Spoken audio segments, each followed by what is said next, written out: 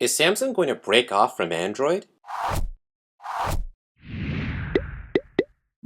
While this may sound crazy, it's not unprecedented. Amazon's tablet platform, the Kindle Fire, is built on an in-house custom version of Android. This forked operating system follows Amazon's own development path. It encourages software developers to optimize apps specifically for the Amazon platform through its own App Store. This is why Kindle Fire tablets don't have access to the Google Play Store out of the box. In this 9th episode, I wanted to talk about how Samsung might be carving out its own path by building custom software features into Galaxy products. Let's review some of these system-wide APIs that power up the S4's unique features in Samsung's own Android skin, TouchWiz. As a side note, it's interesting that during the Galaxy S4 keynote, I don't remember hearing the words Google or Android, not even once. But back to the phone. The thinner bezel in the S4 really puts the 5-inch Full HD Super AMOLED display front and center, and TouchWiz automatically optimizes the screen based on the content that's being viewed. While it's taller but thinner than its predecessor, all the magic really comes from the software. Even though the S4 is built on Jelly Bean, Samsung does a few things to differentiate the S4 from the rest of the Android ecosystem.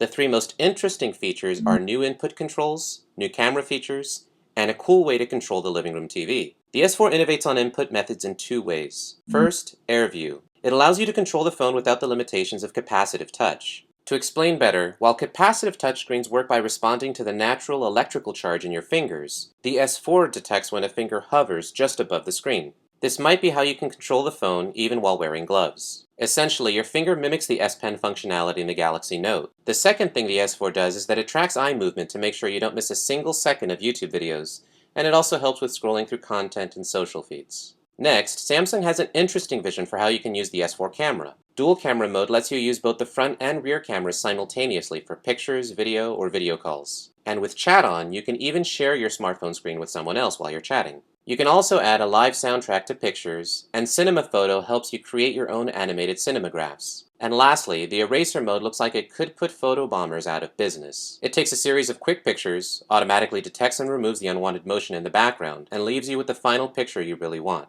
But I'm really interested in how Samsung is innovating in the TV wars with the built-in IR blaster. The Peel app, introduced in the Galaxy Tab 2, could be an awesome substitute for a TV remote. Peel takes the metadata from TV programming providers and allows you to visually scroll through and control what's on the TV from the S4. So apart from changing the way you scroll through content, take pictures, and control your TV, Samsung added a few more interesting things. The optical reader builds optical character recognition into the phone to help interact with physical text. The S-Translator brings translator functionality to chats and conversations. Group Play uses an NFC connection to share music and games via Wi-Fi or Bluetooth. While you could share music using multiple phones as individual speakers, I see more people playing games against each other in real time. And finally, S-Health brings the basic functionality of a Fitbit or Jawbone to your phone. It monitors your steps, and the health board uses sensors to monitor the environment. You can input how much you eat and sleep with the help of a Bluetooth-enabled S-Band or a future Samsung Watch device. All of this innovation needs a lot of muscle to stay responsive and smooth. So every model has 2 GB of RAM,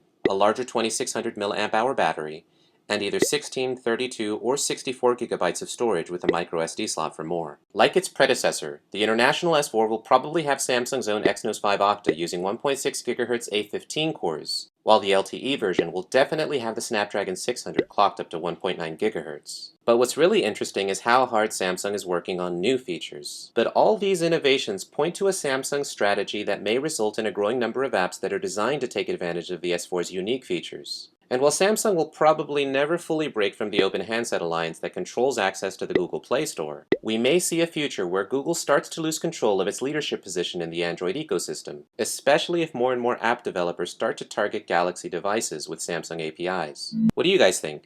Let me know with a comment or a thumbs up. And here's a shout out to all the latest subscribers. Welcome to the channel, and I hope you like what you see.